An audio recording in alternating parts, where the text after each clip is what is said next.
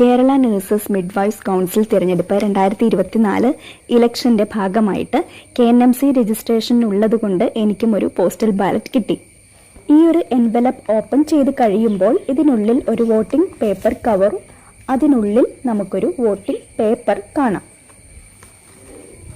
Nurses register part എയിൽ register ചെയ്തിട്ടുള്ള നഴ്സുമാർ 6 അംഗങ്ങളെയാണ് ഈ വോട്ടിംഗ് പേപ്പറിൽ സെലക്ട് ചെയ്യേണ്ടത്.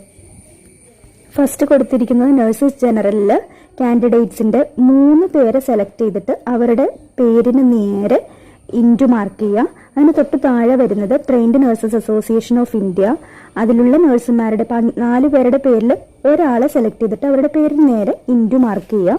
അതുപോലെ തന്നെ പ്രൈവറ്റ് ഹോസ്പിറ്റലിൽ നിന്നുള്ള നഴ്സുമാർ 5 പേരുടെ പേര് കൊടുത്തിരിക്കുന്നതിൽ ഒരാളെ സെലക്ട് ചെയ്യുക.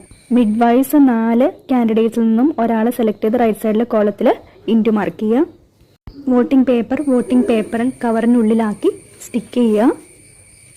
വോട്ടിംഗ് പേപ്പർ കവർ സ്റ്റിക്ക് ചെയ്തതും ഡിക്ലറേഷൻ ഫോം ഫിൽ ചെയ്തതും ഔട്ടർ എൻവലപ്പിനുള്ളിൽ ഇട്ട് പേസ്റ്റ് ചെയ്ത് രജിസ്ട്രേഡ് പോസ്റ്റായി അയക്കാം.